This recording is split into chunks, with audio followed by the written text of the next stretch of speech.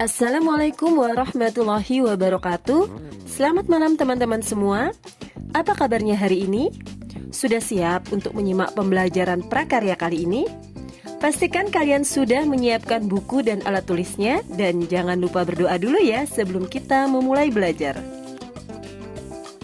Pada malam hari ini Ibu akan menjelaskan materi pada modul 13 mata pelajaran prakarya mengenai pengolahan pangan hasil perikanan. Pengolahan pangan hasil perikanan ini merupakan materi kelas 9 untuk pendidikan kesetaraan paket B. Sebelum Ibu menjelaskan materi ini lebih lanjut, Ibu ingin bertanya kepada kalian, pernahkah kalian mengkonsumsi nugget ikan, kerupuk ikan, ataupun sarden? Nah, jika kalian pernah mengkonsumsi salah satunya, maka pangan yang kalian konsumsi tersebut merupakan pangan hasil perikanan. Teman-teman, bahan mentah jika dibiarkan dalam waktu yang lama, maka akan mudah mengalami kerusakan. Nah, untuk itu diperlukan suatu cara pengolahan bahan pangan agar memastikan bahan pangan tersebut dapat digunakan seefisien mungkin. Salah satu caranya adalah dengan mengolah pangan tersebut menjadi pangan setengah jadi. Apakah yang dimaksud dengan bahan pangan setengah jadi atau bisa juga disebut dengan produk pangan primer? Nah, bahan pangan setengah jadi merupakan mengolah bahan baku pangan dengan proses pengawetan, baik pengawetan secara kimia, fisik ataupun mikrobiologi, menjadi aneka ragam olahan pangan setengah jadi yang selanjutnya digunakan sebagai bahan baku pangan. Bahan pangan setengah jadi memiliki nilai ekonomi yang lebih tinggi dibandingkan dengan bahan segar atau mentah maupun bahan pangan jadi. Kenapa? Karena dapat memiliki umur simpan yang lebih panjang. Tentunya dalam pengolahan bahan pangan segar menjadi bahan pangan setengah jadi diperlukan teknologi pengolahan dan alat yang tepat. Apa saja sih keuntungan bahan pangan yang diolah menjadi bahan pangan setengah jadi? Keuntungannya antara lain ialah pertama, menjadi bahan baku yang fleksibel untuk industri pengolahan lanjutan. Yang kedua, dapat diperjualbelikan antar daerah sebagai komoditas ekspor. Yang ketiga, dapat dikemas lebih ringkas dan mudah dalam distribusi dari satu tempat ke tempat lainnya. Yang keempat, menghemat ruangan dan mengurangi biaya dalam penyimpanan. Yang kelima adalah tahan lama dan lebih kuat dari cuaca dingin ataupun panas. Ada berbagai jenis bahan pangan setengah jadi, baik dari hasil peternakan maupun dari hasil perikanan. Pertama-tama Ibu akan menjelaskan mengenai jenis bahan pangan setengah jadi dari hasil peternakan. Bahan pangan setengah jadi hasil peternakan ini ialah olahan makanan dalam bentuk setengah jadi yang berbahan dasar daging dan masih memerlukan proses pengolahan lebih lanjut. Bahan dasar daging tersebut bisa berasal dari ayam, sapi, kerbau, kambing, dan lain sebagainya. Jenis bahan pangan setengah jadi hasil peternakan antara lain, yang pertama adalah filet ayam. Filet ayam merupakan daging ayam yang sudah dipisahkan dari tulangnya sehingga hanya tersisa bagian empuk dagingnya yang berwarna putih. Filet ayam bisa diawetkan di dalam freezer sebelum diolah menjadi ayam crispy, ayam teriyaki, ayam betutu, dan lain sebagainya. Yang kedua adalah corned beef. Corned beef merupakan pengawetan daging sapi dengan menggunakan suhu tinggi dengan cara sterilisasi. Proses awalnya ialah daging sapi tersebut dicampur dengan bumbu, kemudian ditambah serat-serat daging, diaduk rata, kemudian dimasukkan ke dalam kaleng dan dimasak dengan suhu yang tinggi. Corned beef di dalam kaleng bisa tahan lama tanpa perlu dimasukkan ke dalam freezer. Yang ketiga adalah nugget. Nugget merupakan percampuran dari daging ayam atau sapi, tepung tapioka, bumbu, telur, kemudian digiling halus dan dicetak, kemudian dikukus dan ditiriskan. Yang terakhir kemudian bisa dibaluri dengan tepung panir. Nugget ini bisa langsung dimasak dengan cara digoreng ataupun dapat disimpan di dalam freezer agar tahan lama. Yang keempat adalah bakso. Bakso merupakan percampuran dari daging sapi atau ayam, kemudian tepung tapioka, bumbu rempah, telur, es batu, dan digiling halus kemudian dicetak bulat-bulat. Setelah itu direbus. Dapat dikonsumsi langsung ataupun disimpan di dalam freezer agar lebih awet. Yang kelima adalah sosis. Sosis merupakan percampuran dari daging sapi atau ayam, tepung tapioka, bumbu, telur, es batu, kemudian digiling halus dan dimasukkan ke dalam casing, kemudian direbus dan dikemas. Sosis bisa dikonsumsi langsung ataupun bisa disimpan di dalam freezer agar lebih tahan lama. Sekarang Ibu akan menjelaskan mengenai jenis bahan pangan setengah jadi hasil perikanan. Bahan pangan setengah jadi hasil perikanan adalah olahan makanan dalam bentuk setengah jadi yang berbahan dasar ikan dan masih memerlukan proses pengolahan lebih lanjut. Jenis produk setengah jadi hasil perikanan antara lain, yang pertama adalah ikan filet. Ikan filet merupakan bentuk irisan daging ikan tanpa tulang, tanpa sisik, dan kadang tanpa kulit. Filet ikan dapat diolah menjadi berbagai produk seperti empek-empek, stik ikan, bakso ikan, dan sebagainya. Yang kedua adalah surimi. Surimi merupakan hancuran daging beku ikan yang sudah melalui proses penggilingan, pengepresan, dan penambahan bahan dan pengepakan. Yang ketiga adalah tepung ikan. Tepung ikan merupakan hasil pengolahan dari limbah industri pengalengan ikan. Jadi tepung ikan ini bukan untuk dikonsumsi oleh manusia ya. Tepung ikan ini digunakan sebagai bahan campuran pakan ternak. Yang keempat adalah kerupuk ikan. Kerupuk ikan merupakan hasil pengolahan dari bahan dasar tepung tapioka atau tepung gandum yang dicampur dengan ikan giling sehingga menjadi adonan, kemudian dicetak, direbus, diiris tipis, dan dikeringkan. Kelima adalah ikan kaleng atau sarden. Ikan kaleng atau sarden merupakan ikan yang dimasak dengan saus dan dimasukkan ke dalam kaleng, kemudian disterilkan dengan dimasukkan ke dalam autoklaf dengan suhu 120 derajat Celcius selama 45 menit. Yang keenam adalah ikan pindang. Ikan pindang merupakan pengolahan ikan dengan kombinasi proses perebusan atau pengasapan dan penggaraman. Yang ketujuh adalah ikan peda. Ikan peda merupakan pengolahan ikan dengan teknik pengawetan secara fermentasi dan penggaraman.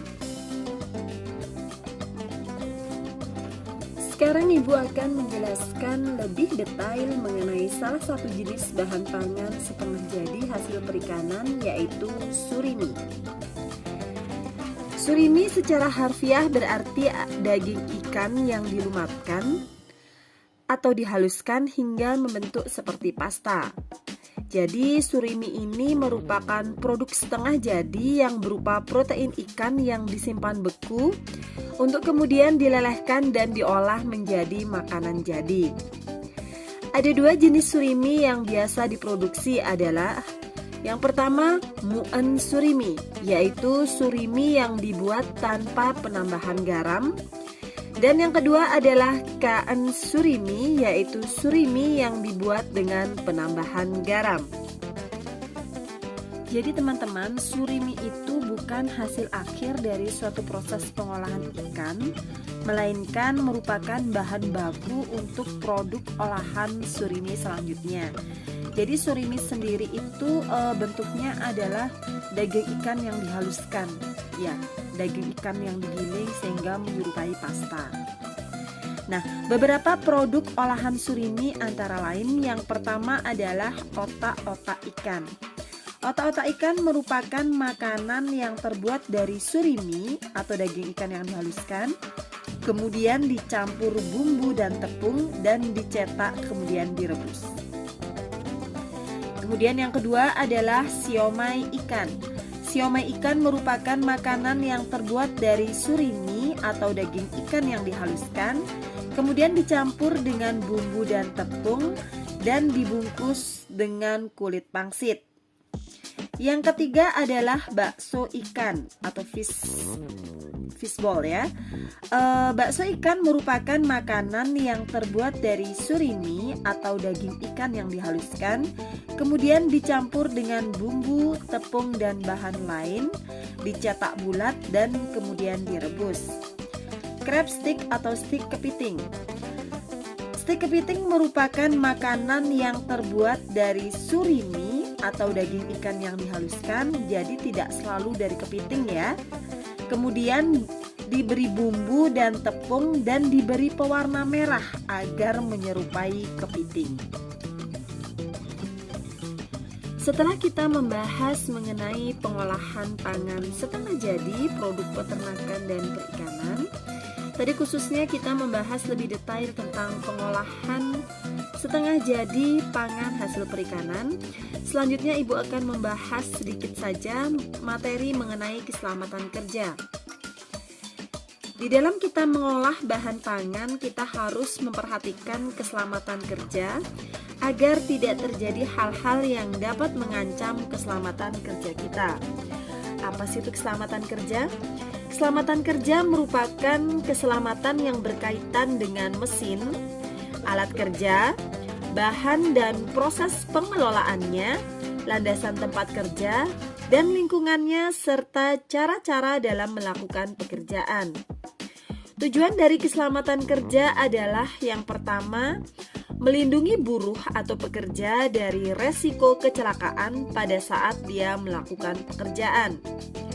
Yang kedua, menjaga supaya orang-orang yang berada di sekitar tempat kerja terjamin keselamatannya. Yang ketiga adalah menjaga supaya sumber produksi dipelihara dan digunakan secara aman dan berdaya guna. Jadi teman-teman, dalam kita melakukan pengolahan bahan pangan, kita harus memperhatikan hal-hal detail di sekitar dapur kita. Contohnya dimulai dari pakaian yang kita gunakan, bagaimana agar bisa terhindar dari percikan minyak panas.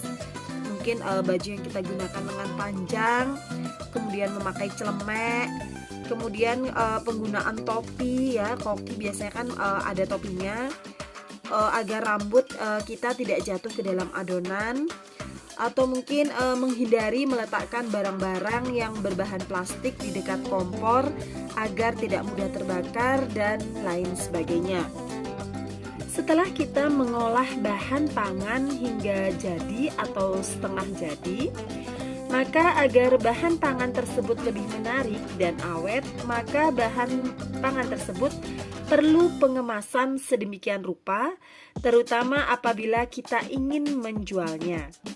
Jadi yang dimaksud dengan pengemasan adalah suatu cara atau perlakuan pengamanan terhadap bahan pangan agar bahan pangan baik yang belum maupun yang telah mengalami pengolahan dapat sampai ke tangan konsumen dengan selamat, baik secara kuantitas maupun kualitas. Apa sih fungsi dari pengemasan? Fungsi dari pengemasan yang pertama adalah sebagai wadah produk. Maksudnya adalah sebagai penahan produk selama transportasi atau untuk mempermudah dalam pengangkutan agar produk tidak berantakan. Yang kedua adalah sebagai pelindung produk. Maksudnya adalah melindungi produk agar tetap awet dari uap, dari oksidasi, serangga, dan lain sebagainya. Dan yang terakhir adalah berfungsi untuk presentasi produk. Yang dimaksud adalah untuk menarik perhatian konsumen dengan melihat kemasannya, penampakan dari kemasannya, logo, kemudian ada sumber informasi waktu kadaluarsa, kemudian ada izin Departemen Kesehatan, ada halal MUI dan lain sebagainya, atau memuat juga nilai gizinya. Di pengemasan tersebut memuat nilai gizinya dan cara memasak maupun menyimpannya. Syarat-syarat bahan pengemas antara lain yang pertama adalah tidak bersifat meracuni produk ya. Jadi pengemasan tidak boleh meracuni produk di dalamnya. Yang kedua adalah dapat melindungi produk dari tumpahan, penguapan, kotoran, serangga dan mikroba. Dan yang ketiga adalah persyaratan fisik pengemas, yaitu harus tahan retak, kikisan, gesekan, perubahan suhu, cuaca, dan kelembapan. Ada berbagai jenis kemasan, bisa dibagi menjadi 4 ya. Yang pertama, jenis kemasan berdasarkan frekuensi pemakaiannya. Jadi berdasarkan frekuensi pemakaiannya, jenis kemasan dibagi menjadi 3. Yang pertama adalah kemasan sekali pakai, maksudnya adalah hanya bisa digunakan sekali, habis itu tidak dapat digunakan kembali. Contohnya adalah plastik, karton, daun, atau kaleng hermetis. Yang kedua adalah kemasan yang dapat dipakai berulang kali. Contohnya adalah botol minuman, kecap, dan lain sebagainya. Yang ketiga adalah kemasan yang tidak dibuang dan tidak dikembalikan. Contohnya adalah botol plastik, botol susu, dan lain sebagainya.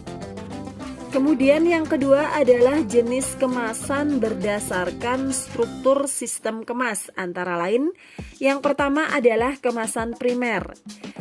Merupakan kemasan yang mewadahi produk. Kemudian yang kedua adalah kemasan sekunder, yaitu kemasan yang melindungi kemasan primer. Yang ketiga adalah kemasan tersier, yaitu kemasan yang melindungi kemasan primer atau sekunder. Contohnya kargo, peti logam, palet, dan lain sebagainya. Yang ketiga adalah jenis kemasan berdasarkan sifat kehalusan. Yang pertama elastis, contohnya adalah plastik, kertas, foil, dan lain-lain. Yang kedua adalah bersifat kaku, keras, dan tidak lentur, contohnya adalah kaca, gelas, logam, kayu, dan sebagainya. Dan yang ketiga adalah bersifat semi kaku atau semi fleksibel, itu contohnya adalah botol plastik. Jenis kemasan yang terakhir adalah jenis kemasan berdasarkan bahan pengemas, antara lain kaleng, bahannya yaitu belerang, fosfor, silisium, dan mangan. Kemudian botol atau jar, bahannya terdiri dari natrium dan kalsium silikat, juga kalsium dan magnesium oksida. Kemudian karton dilapisi lilin untuk produk beku. Yang terakhir adalah plastik, ada yang terbuat dari plastik LDPE, HDPE, PVDC, PET, aluminium foil, dan lain sebagainya. Nah, dalam pengemasan produk perikanan itu sendiri, ada berbagai macam pengemasan tergantung dari jenis produk yang akan dikemas. Contohnya yang pertama misalnya adalah untuk pengemasan ikan hidup. Maka cara pengemasannya adalah dikemas tanpa menggunakan air. Kemudian styrofoamnya yang dilapisi media yang dapat menahan kelembapan. Kontainernya terbuka dengan media air dengan pengaturan suhu tertentu. Atau bisa juga kantong plastik PE dan dibungkus dengan karton. Misalnya itu ya cara pengemasan produk perikanan untuk ikan hidup. Nah, bagaimana untuk ikan segar? Pengemasan untuk ikan segar dapat dilakukan dengan box insulasi atau styrofoam. Bisa juga dengan metode book atau disusun dengan pelapisan es dengan suhu kurang dari 10 derajat Celcius.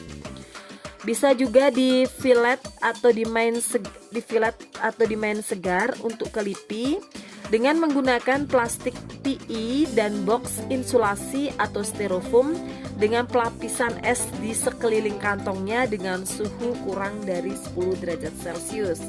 Itu cara pengemasan untuk ikan segar. Nah, bagaimana untuk pengemasan produk beku? Nah, produk beku bisa menggunakan metode sistem vakum atau non vakum bisa. Syarat pengemasan untuk produk beku yaitu bersifat tahan air dan penyerapan oksigennya rendah. Kemudian pengemasannya itu harus kuat, elastis, tidak pecah atau robek pada proses pembekuan atau penyimpanan dalam gudang beku.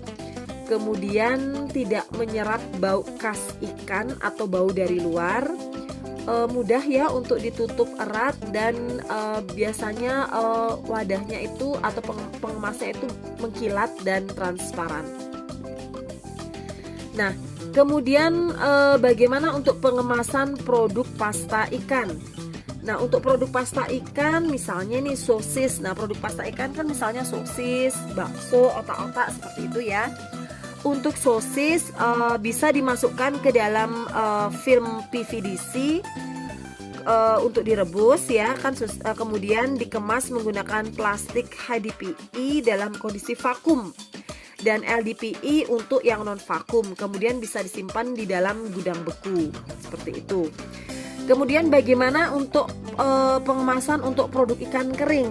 Nah, produk ikan kering misalnya seperti ikan asin, abon, dan lain-lain dapat dikemas dalam kantong plastik biasa. Ada berbagai jenis kantong plastik ya, disesuaikan saja dengan kebutuhan. Kemudian bagaimana untuk produk ikan sterilisasi? Nah, produk sterilisasi dengan retort diperlukan kemasan yang tahan terhadap tekanan. Contohnya kaleng, seperti yang Ibu jelaskan, sarden atau corned beef itu merupakan produk sterilisasi ya. Seperti kaleng atau dalam plastik yang tahan panas seperti plastik PET, kemudian aluminium foil dan lain sebagainya. Alhamdulillah, selesai sudah modul 13 mata pelajaran prakarya mengenai pengolahan bahan pangan hasil perikanan. Ibu berharap setelah kalian memahami materi ini, kalian sudah bisa membuat salah satu produk olahan pangan dari hasil perikanan sendiri di rumah. Untuk proses pembuatan detailnya, kalian bisa cari sendiri di YouTube atau bisa cari resep di Google. Semoga apa yang Ibu sampaikan pada malam hari ini bisa bermanfaat dalam menambah wawasan keilmuan kalian. Ibu mohon maaf apabila selama menyampaikan materi terdapat kata-kata yang kurang berkenan untuk kalian. Sekian dan terima kasih. Sampai jumpa pada materi berikutnya. Selamat malam dan wassalamualaikum warahmatullahi wabarakatuh.